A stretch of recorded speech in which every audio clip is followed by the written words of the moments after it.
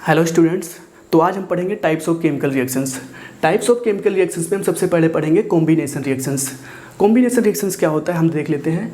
Those chemical reactions in which two or more substances combine to form a single substance. इसका मतलब होता है किसी भी केमिकल रिएक्शन में दो से ज़्यादा सब्सटेंसेस कंबाइन होकर कोई हमें एक सिंगल सब्सटेंस देते हैं, कोई एक सिंगल प्रोडक्ट देते हैं, तो उसे कॉम्बिनेशन रिएक्शंस कहते हैं।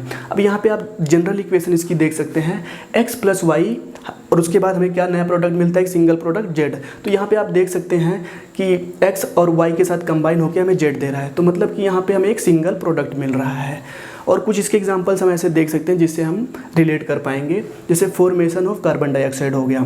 फॉर्मेशन ऑफ कार्बन डाइऑक्साइड में हम देखते हैं कार्बन क्या है, O2 के साथ ऑक्सीजन के साथ कंबाइन होता है और हमें कार्बन डाइऑक्साइड देता है। तो यहाँ पे देखिए, यहाँ दो एलिमेंट्स क्या हो रहे हैं, कंबाइन हो रहे हैं और हमें एक सिंगल प्रोडक्ट दे रहे हैं। तो ये किसका एग्जांपल हो गया, कॉम्बिनेशन रिएक्शंस का। तो और दूसरा एग्जांपल हम देख लेते हैं, formation of water. Formation of water में क्या है, H2 मतलब हाइड्रोजन गैस कंबाइन हो रही है O2 के साथ, ऑक्सीजन गैस के साथ, और हमें क्या दे रही है, H2O वाटर। तो यहाँ पे देखिए, यहाँ पे भी दो एलिमेंट कंबाइन हो रहे हैं और हमें एक सिंगल प्रोडक्ट दे रहे हैं। तो ये हो गया कॉम्बिनेशन रिएक्शन का एग्जाम्पल।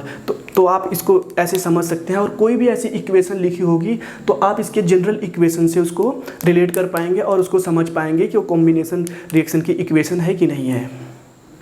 अब हम केमिकल रिएक्शन का सेकेंड टाइप पढ़ेंगे, जो है डिकम्पोजिशन रिएक्शन। डिकम्पोजिशन रिएक्शंस क्या होता है, those chemical reactions in which a compound break down into 2 और मोर सब्सटेंसेस। मतलब कोई एक सिंगल कंपाउंड अगर दो या दो से ज़्यादा सिंपल सब्सटेंसेस में ब्रेक डाउन हो जाता है तो उसे क्या बोलते हैं, डिकम्पोजिशन रिएक्शंस। जैसे हम इसकी जनरल इक्वेशन देखते हैं, कोई एक सिंपल कंपाउंड है एक, और वो ब्रेक डाउन होता है दो सिंपल सब्सटेंसेस में, जैसे x और y दो सब्सटेंसेस हमें मिल रहे हैं। तो मतलब यहाँ पे आप देखना है, रिएक्टेंट साइड पे कोई एक सिंगल कंपाउंड होएगा और जब वो ब्रेक डाउन होगा हमें दो या दो से ज़्यादा उसमें हमें सब्सटेंसेस मिलेंगे, तो होता है डिकम्पोजिशन रिएक्शंस।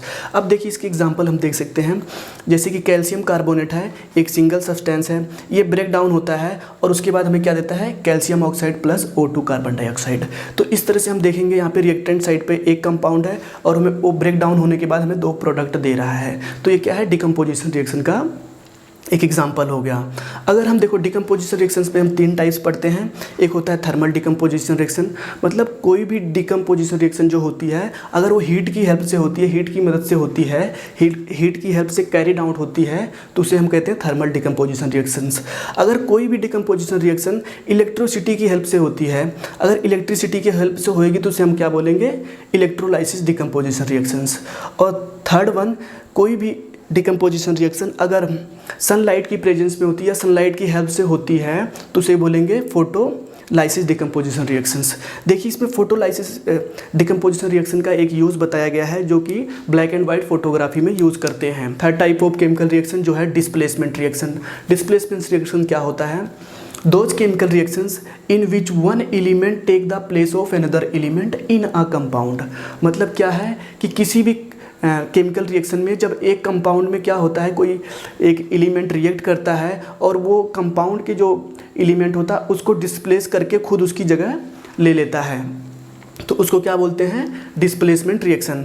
अब देखिए इस पे हम एग्जांपल देख लेते हैं। जैसे कि देखिए यहाँ पे एक कंपाउंड है कॉपर सल्फेट। कॉपर सल्फेट के साथ जब हम जिंक को रिएक्ट करवाते हैं तो क्या बनाता है, zinc sulphate and plus copper. अब अगर आप यहाँ ध्यान से देखेंगे तो यहाँ पे क्या है, सॉल्यूशन में क्या है, एक कंपाउंड है, जो सॉल्यूशन है क्या है इसका, कॉपर सल्फेट का। यहाँ पे जिंक इसके साथ रिएक्ट हो रहा है। अब देखिए इस कंपाउंड में से क्या करता है, जिंक कॉपर को रिप्लेस कर देता है और वो खुद उसकी जगह ले लेता है। तो आगे बनाता है हमारे पास जिंक सल्फेट प्लस कॉपर। मतलब क्या है कि जो जिंक है कॉपर को यहाँ से रिप्लेस कर दे रहा है और उसकी जगह खुद ले रहा है।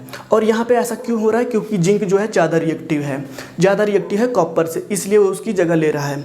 तो मतलब कोई भी केमिकल रिएक्शंस होगा अगर उसमें कोई भी एलिमेंट कंपाउंड में से किसी भी एलिमेंट को रिप्लेस करके उसकी जगह ले लेता है, इसका मतलब वो ज़्यादा रिएक्टिव है as comparison to the compound element. तो इस तरह से आप डिस्प्लेसमेंट रिएक्शन को समझ सकते हैं। इस चीज़ का हमेशा याद रखना है कि जो ज़्यादा रिएक्टिव होगा वही रिप्लेस करेगा, जो लेस रिएक्टिव होता है फिर वो जो केमिकल रिएक्शन है वो कैरिड आउट नहीं होता है।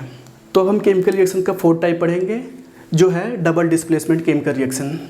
डबल डिस्प्लेसमेंट केमिकल रिएक्शन क्या होता है हम इसको देख लेते हैं। कि those chemical reactions in which two compound react by exchanging ions to form two new compounds. इसका मतलब ये होता है कि कोई दो कंपाउंड एक दूसरे के साथ कंबाइन होते हैं, एक दूसरे के साथ रिएक्ट करते हैं और वो अपने आयंस को चेंज करने के बाद हमें दो नए कंपाउंड मिलते हैं, मतलब दो नए कंपाउंड बनाते हैं। अब इसमें हम देख सकते हैं कि एक चीज़ ध्यान से कि ये जो रिएक्शन है सिर्फ सॉल्यूशंस में ही होते हैं, क्योंकि सॉल्यूशंस में ही आयन का एक्सचेंज होना पॉसिबल हो है। तो जैसे कि हम एग्जांपल देखते हैं AgNO3, मतलब सिल्वर नाइट्रेट जब NaCl के साथ सोडियम क्लोराइड के साथ रिएक्ट करता है तो हमें देता है AgCl, मतलब सिल्वर क्लोराइड, और उसके साथ देता है NaNO3, मतलब सोडियम नाइट्रेट। अब इसमें देखिए इसमें क्या होता है, Ag का एक पॉजिटिव होता है और NO3 का नेगेटिव होता है। तो इसमें आप देख सकते हैं, और NaCl में क्या होता है, Cl नेगेटिव होता है, Na पॉजिटिव होता है।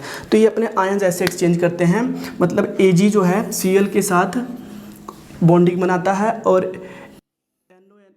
NO3 जो है नेगेटिव ये Na पॉजिटिव के साथ कंबाइन हो जाता है और उसके बाद हमें दो नए प्रोडक्ट देता है जो कि AgCl है और NaNO3 है। तो हम इस तरह से डबल डिस्प्लेसमेंट रिएक्शन को समझ सकते हैं। तो हम केमिकल रिएक्शन का 5th टाइप पढ़ेंगे जो है ऑक्सीडेशन एंड रिडक्शन रिएक्शन। तो हम पहले ऑक्सीडेशन रिएक्शन पढ़ते हैं। ऑक्सीडेशन नाम से क्लियर हो रहा है, इसमें देख लेते हैं। ऑक्सीडेशन का मतलब होता है एडिशन ऑफ ऑक्सीजन, मतलब किसी भी रिएक्शन में अगर ऑक्सीजन की एडिशन हो रही है या फिर हाइड्रोजन की रिमूवल हो रही है, मतलब हाइड्रोजन निकल रहा है, तो उसे क्या कहते हैं, ऑक्सीडेशन रिएक्शन कहते हैं। आप इसके ऑक्सी से याद रखना, इसमें एडिशन ऑफ ऑक्सीजन। और जैसे कि हम इसका एग्जांपल देख लेते हैं, कार्बन है ऑक्सीजन के साथ कंबाइन हो रहा है और हमें कार्बन डाइऑक्साइड दे रहा है, कार्बन डाइऑक्साइड दे रहा है। तो यहाँ पे आप देखोगे कार्बन के साथ ऑक्सीजन क्या हो रहा है, ऐड हो रहा है, तो मतलब यहाँ पे एडिशन ऑफ ऑक्सीजन हो रहा है, इसलिए यहाँ पे इसको कौन सी रिएक्शन कहेंगे, ऑक्सीडेशन रिएक्शन कहेंगे। और दूसरी है रिडक्शन रिएक्शन। रिडक्शन रिएक्शन में क्या होता है, ये just opposite of oxidation reaction है। इसमें आप देख सकते हैं इसका ऑक्सीडेशन रिएक्शन का टोटली अपोजिट है। यहाँ पे क्या है, एडिशन ऑफ हाइड्रोजन, मतलब हाइड्रोजन का एडिशन होगा और रिमूवल ऑफ ऑक्सीजन, मतलब ऑक्सीजन का रिमूवल होगा, ऑक्सीजन निकाला जाएगा। ठीक है, तो इस तरह से आप इसको समझ सकते हैं। और हम इसका एक एग्जांपल और देख लेते हैं। देखिए यहाँ पे अगर कॉपर ऑक्साइड H2 के साथ कंबाइन होता है तो हमें क्या देता है, कॉपर प्लस H2, मतलब कि वाटर। तो यहाँ पे आप देख सकते हैं, यहाँ पे कॉपर ऑक्साइड के साथ क्या हो रहा है, जब इसके साथ H2 रिएक्ट कर रहा है तो यहाँ से ऑक्सीजन का रिमूवल हो रहा है, मतलब माइनस हो रहा है क्या, ऑक्सीजन। तो ये हो गया रिडक्शन रिएक्शन। और यहाँ पे देखेंगे H2 के साथ क्या हो रहा है, ऑक्सीजन जो इसके साथ क्या हो रहा है, प्लस हो रहा है, तो ऑक्सीजन प्लस हो जाएगा ऑक्सीडेशन रिएक्शंस। अब आप यहाँ पे ऑब्जर्व कर सकते हैं इस केमिकल इक्वेशन में रिडक्शन और ऑक्सीडेशन एक साथ हो रहे हैं। जब भी कोई ऐसी आप केमिकल रिएक्शन देखें जिसमें ऑक्सीडेशन और रिडक्शन एक साथ हो रहे हों तो उसको हम कहते हैं रिडॉक्स रिएक्शन। मतलब जब भी रिडक्शन एंड ऑक्सीडेशन साइमल्टेनियसली हो रहे हैं एक ही केमिकल इक्वेशन में तो उसको क्या बोलेंगे हम, रिडॉक्स रिएक्शन। तो हमने केमिकल रिएक्शंस के 5 टाइप्स पढ़े और सबसे लास्ट में हमने पढ़ा oxidation reaction and reduction reaction. तो ऑक्सीडेशन रिएक्शन का हम अपनी डेली लाइफ में कैसे ऑब्जर्व करते हैं, क्या इफ़ेक्ट है, वो हम देखते हैं। तो उसमें अगर हम ऑक्सीडेशन रिएक्शन को अपनी डेली लाइफ में ऑब्जर्व करें तो 2 मोस्ट कॉमन एग्जांपल्स हैं। पहला है कोरोजन, दूसरा है रेंसिडिटी। कोरोजन का मतलब ये होता है जब भी कोई मेटल एयर, मॉइस्चर या फिर किसी एसिड के कांटेक्ट में आ जाता है तो उसमें क्या होता है, उसमें जंग लग जाता है, तो उसे कोरोजन कहते हैं। मतलब कोरोजन लगने का मतलब होता है कि वो मेटल जो है उसकी जो ऊपर की लेयर होती है वो डैमेज होनी शुरू हो जाती है। ठीक है, तो कोरोजन होता है। और उसमें जो होता है, आपने देखा होगा आयरन में कई बार, आयरन में बहुत बार जंग लगते हुए आपने देखा होगा, तो उसको बोलते हैं रस्टिंग ऑफ आयरन। तो जो रस्टिंग वर्ड यूज़ करते हैं वो भी कोरोजन का ही एक फॉर्म है, वो आयरन के लिए यूज़ की जाती है। अब कोरोजन को हम कैसे प्रिवेंट कर सकते हैं, तो उसको हम पेंट करके प्रिवेंट कर सकते हैं या फिर हम उस पर ग्रीसिंग करके प्रिवेंट कर सकते हैं। तो ऐसे हम कोरोजन की प्रिवेंशन को भी देख सकते हैं कि कैसे उसको हम प्रिवेंट कर सकते हैं अपनी डेली लाइफ में। और दूसरा है रेंसिडिटी। रेंसिडिटी का मतलब होता है कि कोई भी फैटी या फिर ऑयल फूड, मतलब जो फैट और ऑयल से बना हो, अगर उसको हम काफ़ी देर के लिए खुले में छोड़ देते हैं और वो एयर के कांटेक्ट में आ जाता है तो उसकी स्मेल और उसका टेस्ट चेंज हो जाता है, तो उसको रेंसिडिटी कहते हैं। तो आप रेंसिडिटी का मतलब ऐसे समझ सकते हैं, जो भी फैटी या फिर जो ऑयली फूड्स होते हैं उनमें ही अक्सर ये होता है ज़्यादातर। और उसको हम कैसे प्रिवेंट कर सकते हैं रेंसिडिटी को, जैसे भी कोई फैट्स या फिर ऑयली फूड्स होते हैं तो उसमें अगर हम एंटीऑक्सीडेंट जो है ऐड कर देते हैं, तो उसमें क्या है, हम उसको काफ़ी ज़्यादा लॉन्ग टाइम के लिए हम उसको प्रिजर्व कर सकते हैं। और दूसरी चीज़ है, जो भी आपने देखे होंगे चिप्स वगैरह के पैकेट देखें जो आप डेली लाइफ में यूज़ करते हैं चिप्स वगैरह, उसकी जो पैकिंग हुई होती है वो उसमें NO2 गैस होती है ताकि उसकी टेस्ट और स्मेल बनी रहे।